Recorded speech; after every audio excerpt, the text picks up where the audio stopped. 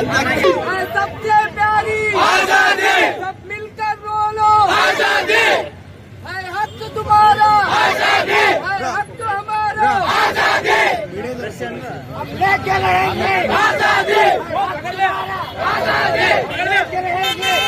धिक्कारो धिक्कारो मोदी सरकार धिक्कारो, धिक्कारो मोदी सरकार धिक्कारो, धिक्कारो मोदी सरकार धिक्कारो, धिक्कारो धिक्कारो मोदी सरकार धिक्कारो।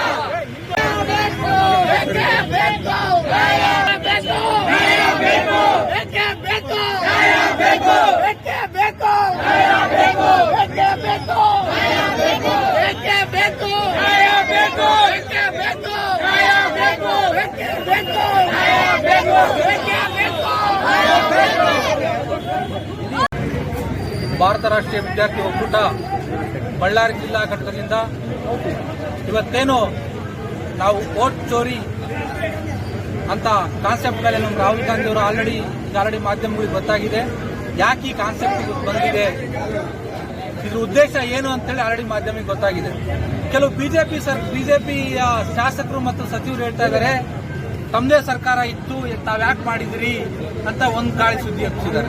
ಇನ್ನೊಬ್ರು ಹೇಳ್ತಾ ಇದ್ದಾರೆ ಅವ್ರು ಬದುಕಿದ್ದಾರೆ, ಅವ್ರ ಏಜ್ ಡಿಫ್ರೆನ್ಸ್ ಇದೆ, 1 ರಿಂದ 2 ವರ್ಷ 3 ವರ್ಷ ಮಾತ್ರ ಏಜ್ ಡಿಫ್ರೆನ್ಸ್ ಇದೆ ಅಂತ. ಆದ್ರೆ ಅದ್ರ ಉದ್ದೇಶ ಏನಿತ್ತು, ಅದ್ರ BLOಗಳು ಯಾವ ರೀತಿ ಮಾಡಿದ್ರು ಅನ್ನೋದು ಸಂಶಯನ ಬಿಜೆಪಿ ಅವರು ತಿಳ್ಕೋಬೇಕು. ಯಾಕಂದ್ರೆ ಇವತ್ತು ರಾಹುಲ್ ಗಾಂಧಿ ಅವರು ದೇಶದ ಪರವಾಗಿ ಹೇಳ್ತಾರೆ, ಬಿಜೆಪಿ ನಾಯಕರು ಹೇಳ್ತಾರೆ ಕರ್ನಾಟಕದಲ್ಲಿ ತೆಲಂಗಾಣದಲ್ಲಿ ಕಾಂಗ್ರೆಸ್ ಸರ್ಕಾರ ಬಂದಿದೆ, ಹಾಗಾದ್ರೆ ಮತ್ತೆ ವೋಟ್ ಚೋರಿ ಅಲ್ವಾ ಅಂತೇಳಿ.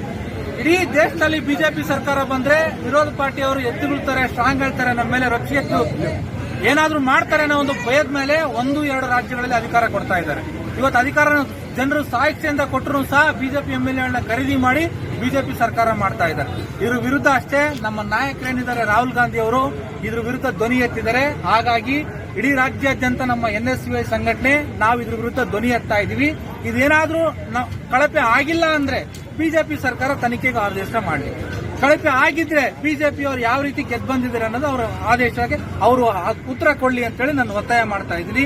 ಇವತ್ತೇನು ಇಲ್ಲಿ ಆಗಮಿಸ್ತಕ್ಕಂಥ ನಮ್ಮ DCC ಪ್ರೆಸಿಡೆಂಟ್ ಅಲ್ಲಂ ಪ್ರಶಾಂತ್ ಅಣ್ಣವರು, ನಮ್ಮ ಮಾಜಿ ಮಹಾನಗರ ಪಾಲಿಕೆಯ ಸದಸ್ಯರಿದ್ದಾರೆ, ಮತ್ತೆ ಲೀಡರ್ಸ್ ಇದ್ದಾರೆ, ನಮ್ಮ NSUನ ಎಲ್ಲ ಪದಾಧಿಕಾರಿಗಳು ನಾವೆಲ್ಲ ಇದೀವಲ್ಲ, ಇವತ್ತು ಹೋರಾಟ ಮಾಡ್ತಿರೋ ಉದ್ದೇಶ ಇದೇನೆ. ಹಾಗಾಗಿ ನಮ್ಮ ನಾಯಕ ರಾಹುಲ್ ಗಾಂಧಿಗೆ ನಮ್ಮ ಬೆಂಬಲ ಇದೆ. ಈ ಉದ್ದೇಶದಿಂದ ನಾವು ಇವತ್ತು ಭಾರತ ರಾಷ್ಟ್ರೀಯ ವಿದ್ಯಾರ್ಥಿ ಒಕ್ಕೂಟ ಸಂಘಟನೆಯಿಂದ ನಾವು ಪ್ರೊಟೆಸ್ಟ್ ಮಾಡ್ತಾ ಇದ್ದೀವಿ. Thank you.